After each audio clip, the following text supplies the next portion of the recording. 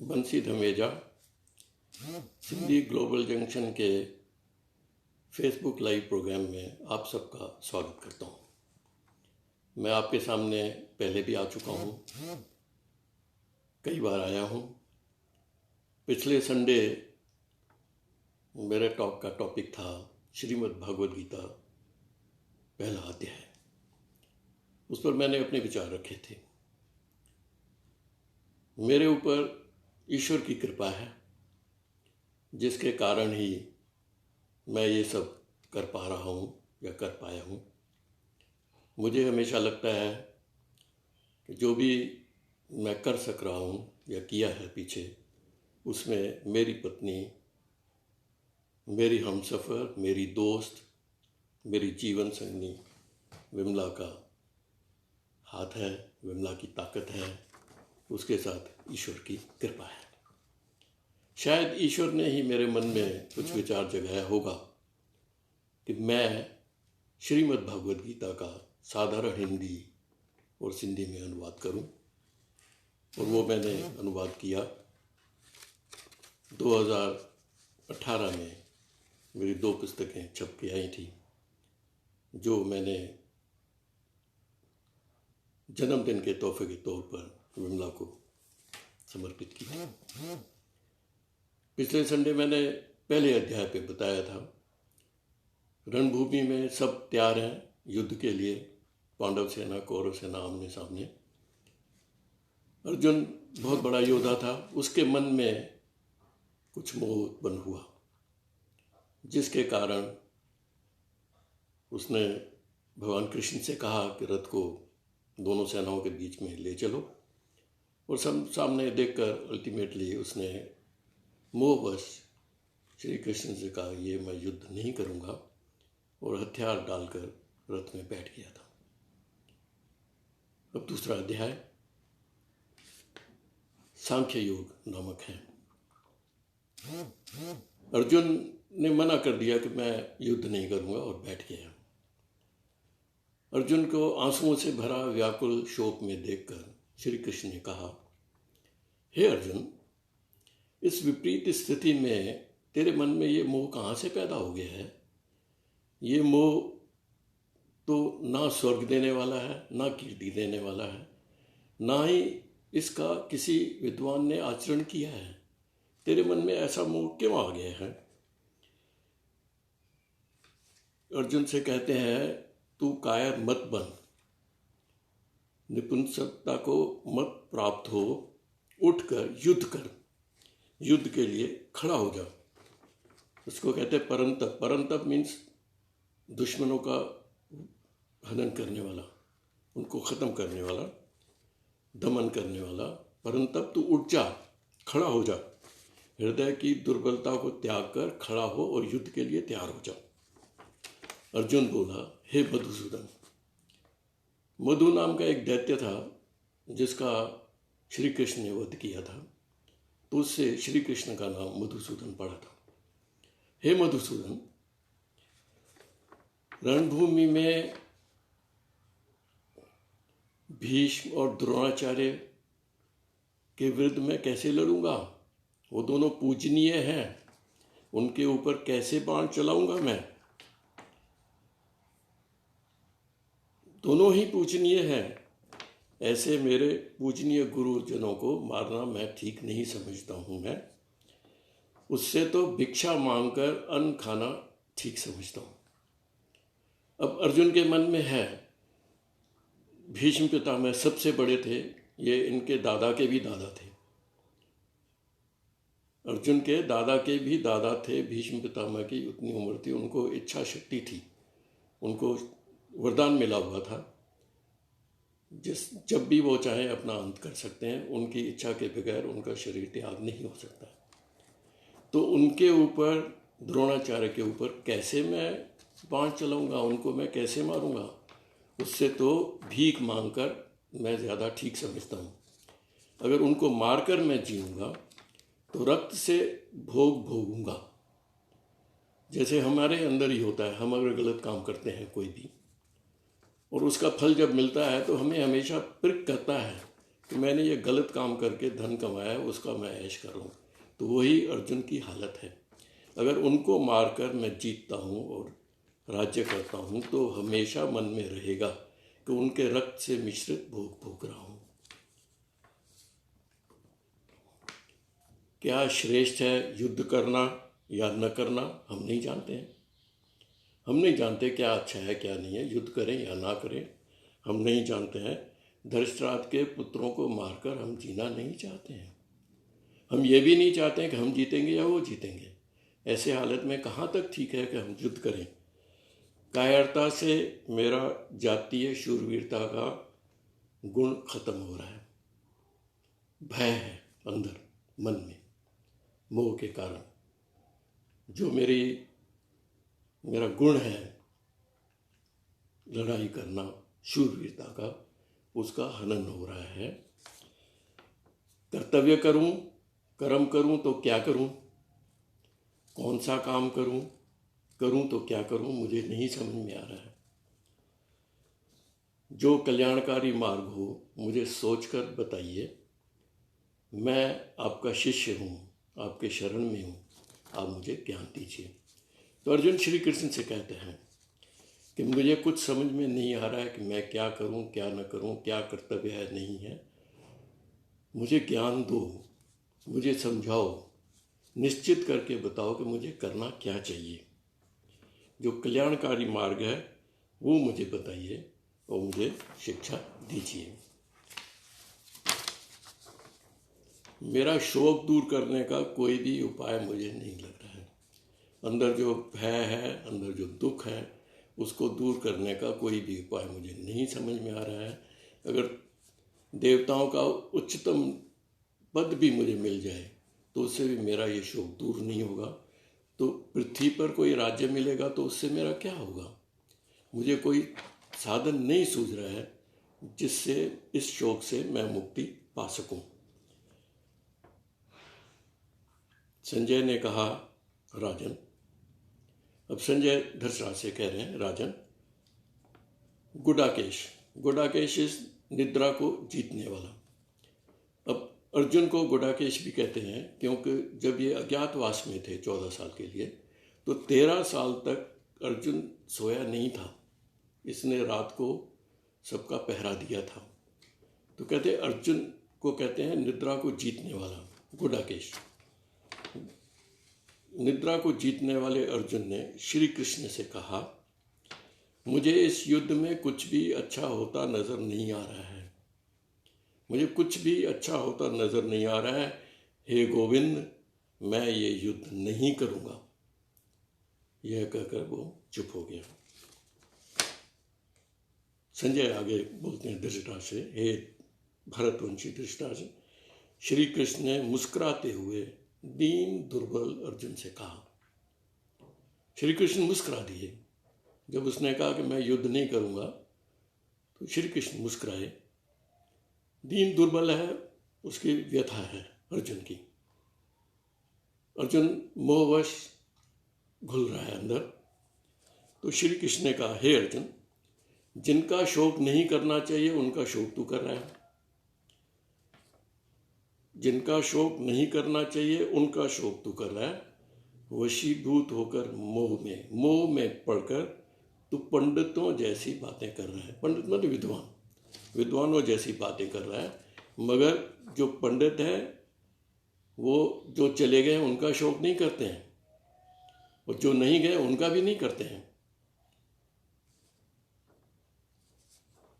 न किसी काल में मैं नहीं था, न तुम नहीं थे। अब अर्जुन को समझाते हैं, न किसी काल में मैं नहीं था, न तुम थे, न ये राजा नहीं थे, न आगे सब नहीं होंगे। सब आगे होंगे, पीछे भी थे, आगे भी होंगे।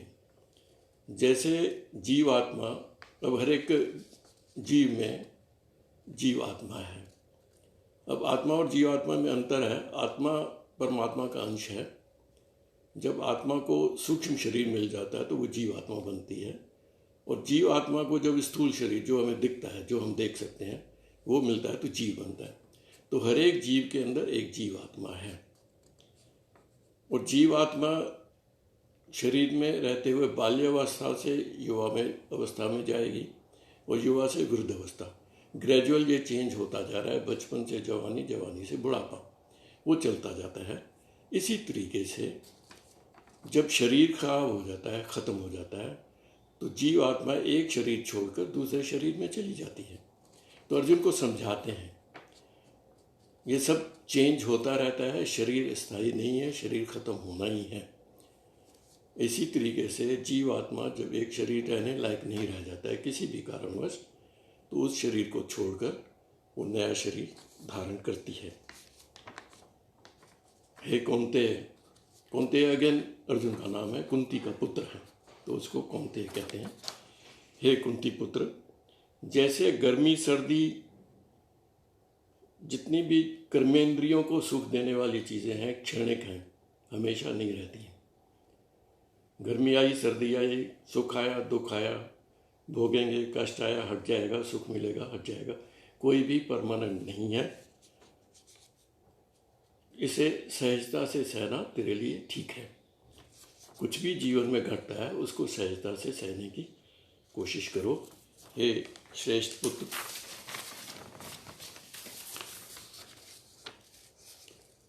जो बुद्धिमान, अब इसको ज्ञान दे रहे हैं, जो बुद्धिमान कर्मेंद्रियों के प्रभाव से प्रभावित नहीं होता। ये कर्मेंद्रियों ज्ञानेंद्रियों से हमारे ऊपर असर होता है, जिनसे ये प्रभावित नहीं होता। जो व्यक्ति बाहरी विषयों के संबंधों से चंचल नहीं होता, और जो बुद्धिमान व्यक्ति हर हाल में सम रहता है। अब सम ये बहुत इम्पॉर्टेंट वर्ड है। सम मीन्स एक जैसा, उसके ऊपर किसी भी चीज़ का असर नहीं होता है। अगर दुख की स्थिति है या खुशी की स्थिति है, वो वैसा ही रहता है। क्योंकि हमने भी देखा होगा प्रैक्टिकली, जब भी हम विचलित होते हैं तो हमारी बुद्धि ठीक से काम नहीं करती है। जब एक्साइटमेंट होती है तो अलग हो जाता है, जब दुखी होते हैं तो नहीं होते। जो सम रहता है वो हर परिस्थिति में अच्छे बुद्धि से काम करता है, और ऐसा ही व्यक्ति जो बुद्धिमान है, जो हमेशा सम रहता है, वो मोक्ष पद का अधिकारी है। अब मोक्ष पद ये ब्रह्मानंद है।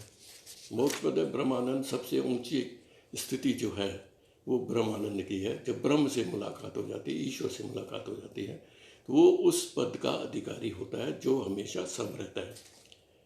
तत्वदर्शी हैं, जो सोच विचार करते हैं, थिंकर्स हैं। तत्वदर्शी ने निष्कर्ष निकाला है, जो सत्य है, जो असत्य है उसका अस्तित्व नहीं है। असत्य मीन्स जो सच नहीं है। असत्य का अस्तित्व नहीं है, और सत्य का में परिवर्तन नहीं होता। असत्य का अस्तित्व नहीं है, उसकी स्टैंडिंग नहीं है, और सत्य में परिवर्तन नहीं होता। अब यहाँ पर जो ये असत्य का है, शरीर से है। शरीर असत्य है, वो नाशवान है, वो हमेशा नहीं रहेगा। और आत्मा जो है उसमें परिवर्तन नहीं होता। आत्मा सत्य है, आत्मा सच है, शरीर झूठ है। इस तरीके से हम ले सकते हैं। तो असत्य का कोई अस्तित्व नहीं है, मगर सत्य जो है उसमें कोई परिवर्तन नहीं होता। जो शरीरों में व्याप्त आत्मा है वो नाश रहित है। अब इसको समझाते हैं अर्जुन को। आत्मा, जो शरीर में आत्मा है उसका नाश नहीं होता, उसको कोई मार नहीं सकता। आत्मा अविनाशी है, उसका विनाश नहीं हो सकता। आत्मा मर नहीं सकता, आत्मा को मारा जा नहीं सकता। जो आत्मा का यह गुण नहीं जानता है वो अज्ञानी है। जो अज्ञानी है वो ये गुण नहीं जानता कि आत्मा को ना तो मर सकता है, ना आत्मा को मारा जा सकता है। हे पार्थ, अब इसको पार्थ का है। अब ये पार्थ जो है कुंती का दूसरा नाम प्रथा है। प्रथा का पुत्र है, तो अर्जुन इसको जनरली कौन्तेय कहते हैं या पार्थ कहते हैं, या किसी कॉन्टेक्स्ट में जैसे पीछे परंतप कहा। हे पार्थ, आत्मा अजन्मा है, आत्मा का जन्म नहीं होता, आत्मा कभी नहीं मरता।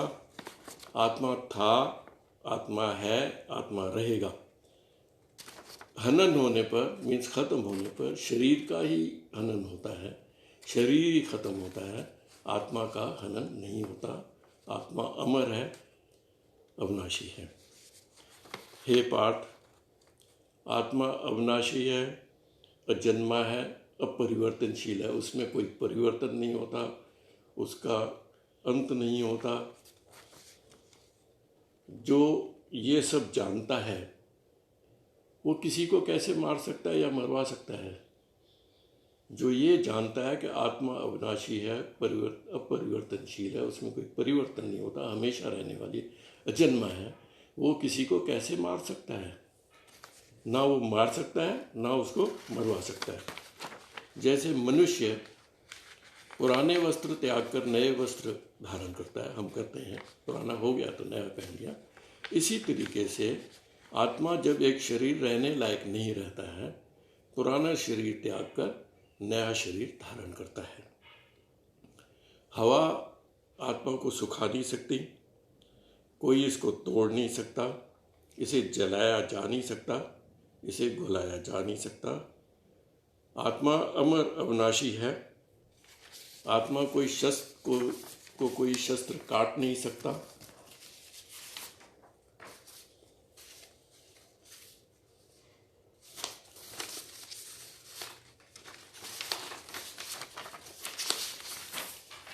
सूक्ष्म आत्मा को आग जला नहीं सकती, पानी भिगो नहीं सकता।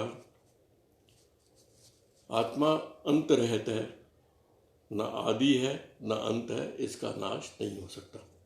तो आत्मा क्या बताया है कि आत्मा किसी परिवर्तन नहीं हो सकता, इसका नाश नहीं हो सकता, इसको जला नहीं सकते, घुला नहीं सकते, तोड़ नहीं सकते, शस्त्र इसको काट नहीं सकते।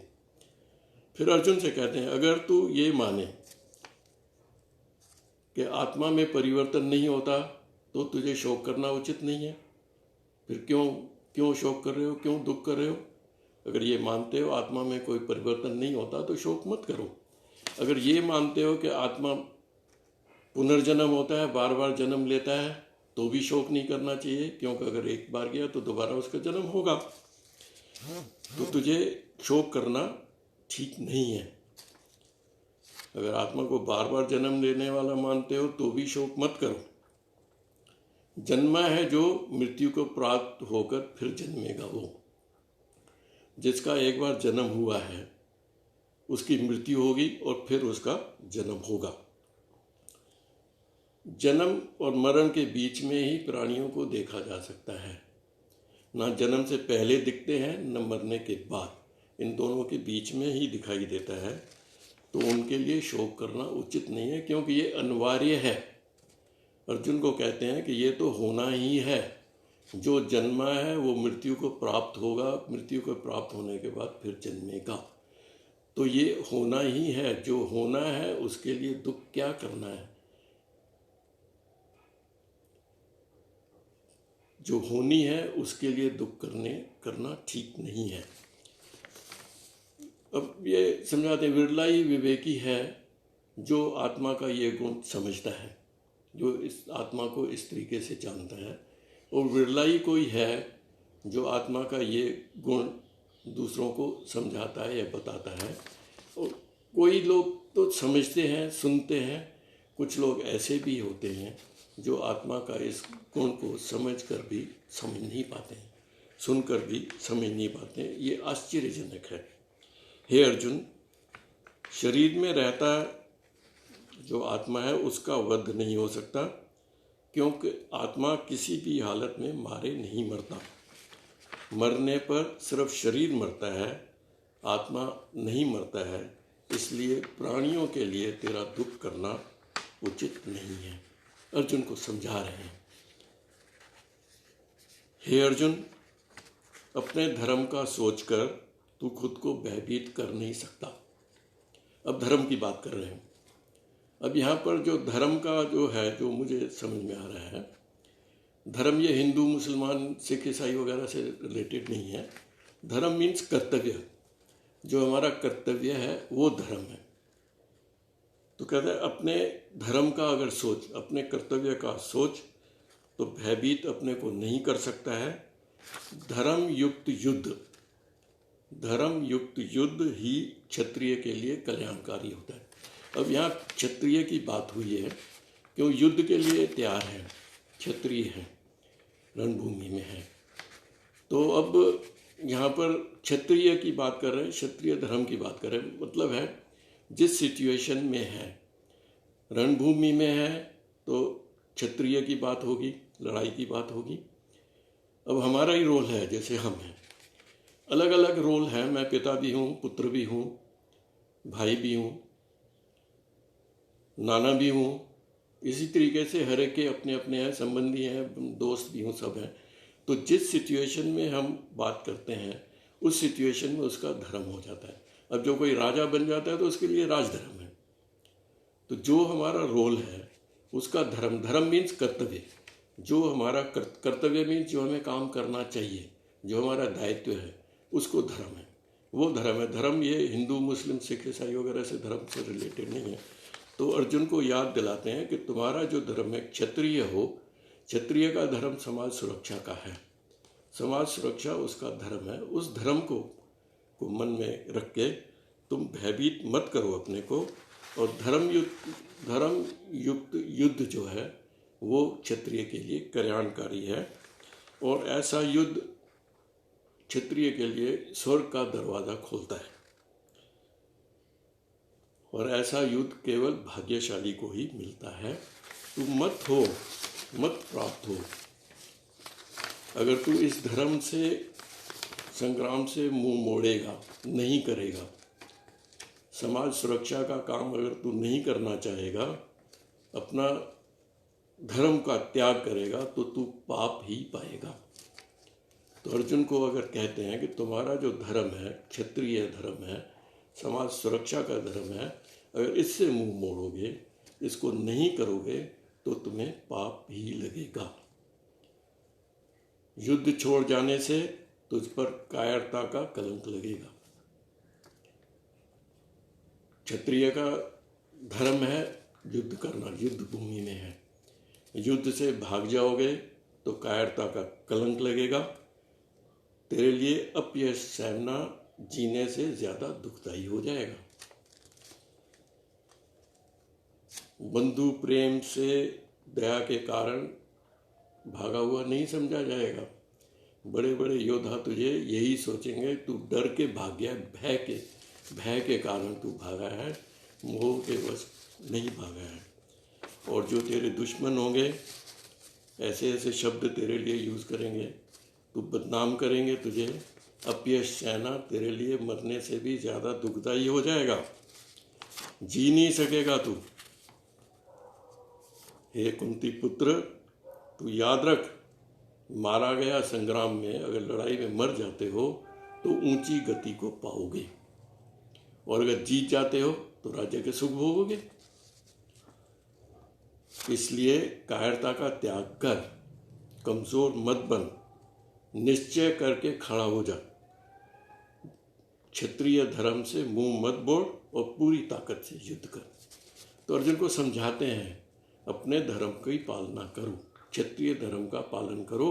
अगर क्षत्रिय धर्म का पालन नहीं करोगे तो तुम्हें पाप लगेगा, और भाग जाओगे तो कायरता का कलंक लगेगा, अपयश होगा, बदनाम किए जाओगे। जो शब्द तुम्हारे लिए यूज़ किए जाएंगे उसको सहना तुम्हारे लिए मुश्किल हो जाएगा। इसलिए निश्चय कर, एक मन बना ले, पूरी ताकत से युद्ध कर। तो उसके आगे इसको बताते हैं, तू दुख और सुख, जय पराजय, इसका विचार मन से निकाल दे। सिर्फ अपना कर्तव्य कर्म कर, जो तेरा दायित्व है उसको कर्म कर, पूरी निष्ठा से, पूरी अपनी ताकत से तू युद्ध कर। बाकी सब छोड़ दे, पाप के स्पर्श से अपने को दूर कर, क्योंकि ये सब नहीं करता तो तुझे पाप लगेगा। फिर इसके आगे समझाते हैं। अब तक श्री कृष्ण ने आत्मा के बारे में विस्तार से अर्जुन को समझाया है। ये अर्जुन के लिए नहीं, हम सब के लिए है, हमारे लिए भी है। जब हम गीता पढ़ते हैं तो उसमें हम अगर अर्जुन को अपनी पोजीशन में अर्जुन को रखें, हमारा जीवन भी एक संग्राम है। हमारे जीवन में भी परिस्थितियाँ आती हैं, ऐसी ऐसी चीज़ें सामने आती हैं। ये जीवन संग्राम है, हमें भी, हमारा भी युद्ध है, हमें भी जीतना है। तो हमें भी सब कुछ समझना है। जैसे अर्जुन को समझा रहे हैं वही सी चीज़ हमारे लिए है।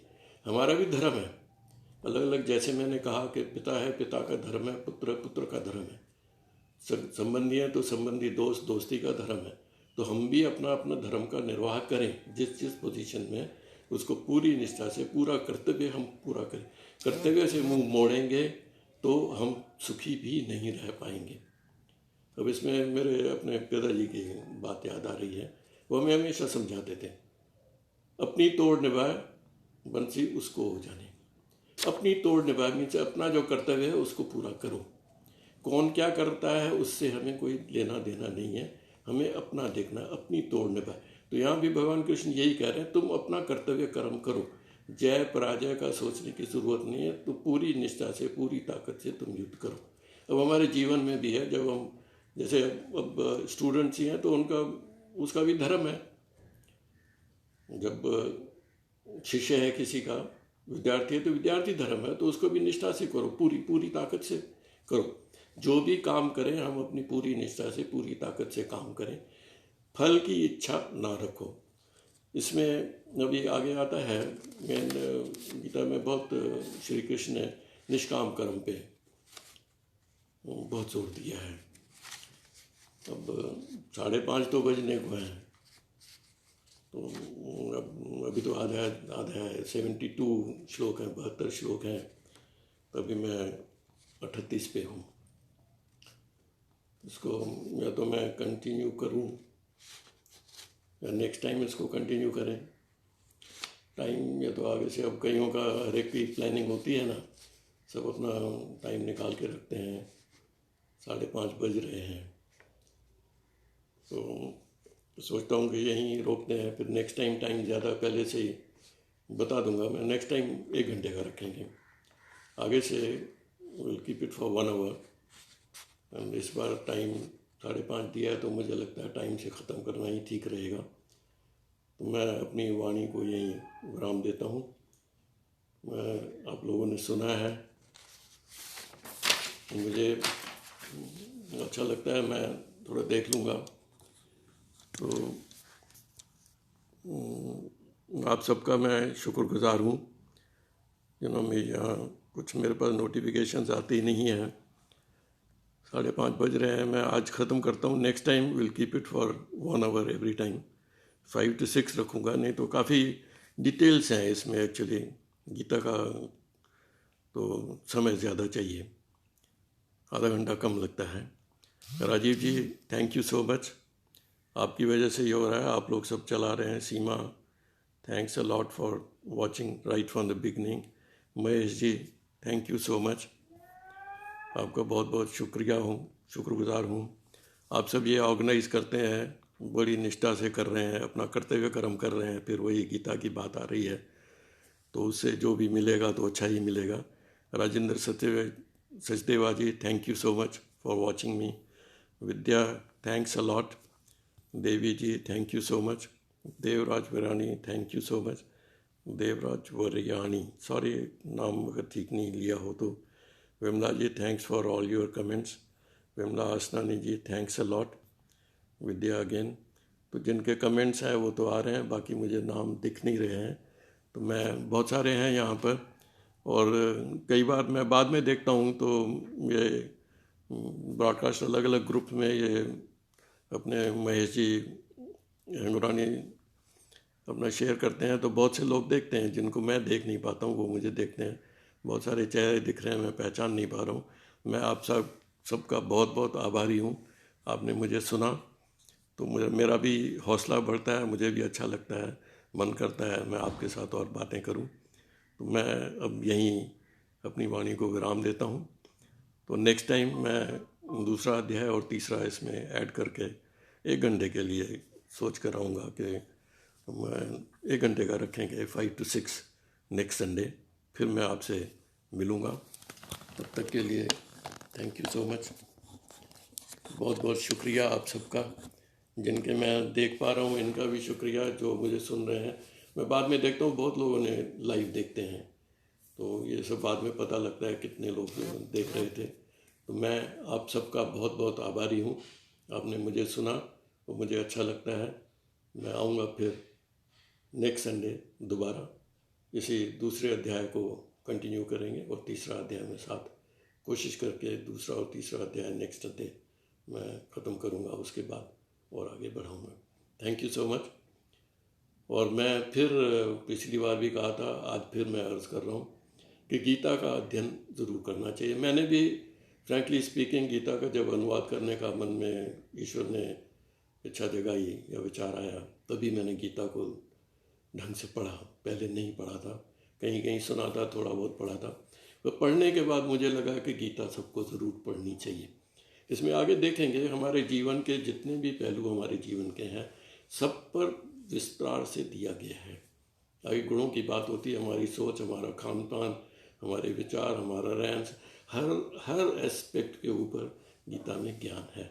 इसको पढ़ने के बाद बहुत अच्छा लगता है, बदलाव आता है। तो मैं अर्ज़ करूँगा कि आप सब गीता का अध्ययन करें। गीता का पाठ नहीं करना है, गीता को अध्ययन करना है, पढ़ना है, उसके ऊपर सोचना है। और कई बार लगेगा कि कुछ चीज़ें पढ़ने के बाद भी फिर लगता है दोबारा। बहुत से लोग जुड़े हैं, थैंक यू ऑल। मैं ज़्यादा वक्त नहीं लूँगा, already I cross my limit. Thank you. मिलेंगे नेक्स्ट संडे फिर 5 बजे इसी लिंक पर। Thank you so much. Thank you.